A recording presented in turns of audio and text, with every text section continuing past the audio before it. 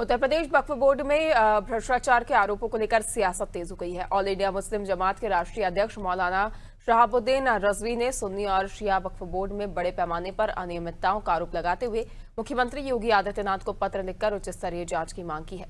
उनका दावा है कि जांच होने पर बड़े स्तर के घोटाले सामने आ सकते हैं। वहीं इस मामले पर मंत्री दानिश आजाद अंसारी ने समाजवादी पार्टी पर निशाना साधते हुए आरोप लगाया कि उसके शासनकाल में जमीनों पर कब्जे और घोटाले हुए हैं। उन्होंने कहा कि मुख्यमंत्री योगी आदित्यनाथ के नेतृत्व में ऐसे मामलों की जांच लगातार की जा रही है। मौलाना शहाबुद्दीन रिजवी ने एक बहुत बड़ा बयान दिया है। मुख्यमंत्री योगी आदित्यनाथ को एक चिट्ठी भी लिखी है कि वक्फ की संपत्ति में बड़ा घोटाला हुआ था समाजवादी पार्टी के शासनकाल में और पूर्व मंत्री उस समय आजम खान थे। इस पर बातचीत करेंगे यूपी सरकार मंत्री है दानिश आजाद अंसारी जी। सर, इस समय वक्फ संपत्तियों को लेके शहाबुद्दीन रिजवी ने मुख्यमंत्री को पत्र लिखा है। बड़े घोटाले का उन्होंने आरोप लगाया कि सपा के शासनकाल में मंत्री आजम खान के दौरान हुआ था। देखिए, ये तो बात जगजाहिर है कि समाजवादी पार्टी के शासनकाल में अल्पसंख्यक मुस्लिम समाज के तमाम जितने भी उनके शासन संसाधन है, रिसोर्सेज हैं, उस पे उसका सबसे ज़्यादा मिसयूज हुआ, मिसहैंडलिंग हुई।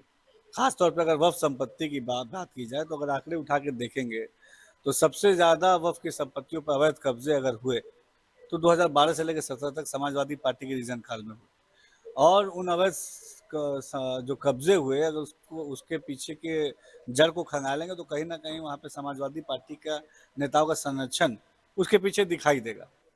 वक्फ की संपत्तियों का प्रॉपर इस्तेमाल गरीब मुसलमानों के डेवलपमेंट के लिए कभी भी समाजवादी पार्टी ने करने की कोशिश नहीं की।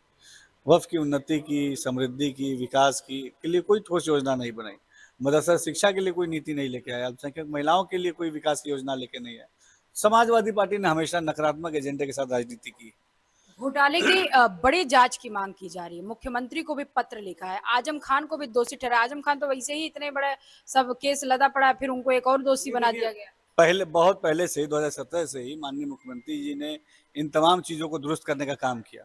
और वक्फ की संपत्तियों के ऊपर जहां अवैध कब्जे हुए या जो जिन लोगों ने इलीगली बेचा, उनके ऊपर योगी सरकार में कार्रवाई भी हुई है।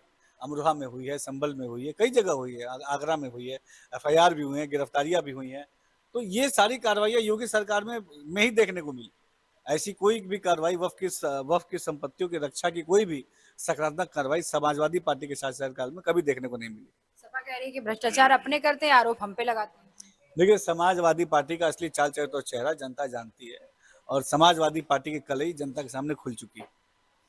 ये थे मंत्री दानिश आजाद अंसारी। इनका साफ तौर पे कहना था वक्फ बोर्ड में जिस तरीके से तमाम भ्रष्टाचार हुआ था समाजवादी पार्टी के शासनकाल में हुआ था। हालांकि जिस तरीके से लगातार अखिलेश यादव ये हमला करते हैं कि भ्रष्टाचार जो है वो भारतीय जनता पार्टी की सरकार में, तो उससे कोई मतलब नहीं है। उनकी कलई खुल चुकी है। 2027 के विधानसभा चुनाव में फिर से भारतीय जनता पार्टी की सरकार बनेगी और लगातार जो बड़ी जांच की मांग की जा रही है, एक एक जो घोटाले हैं उसके पोल खोले जाएंगे। कैमरामैन मोनू के साथ मैं जया सिंह, अनादि टीवी, लखनऊ।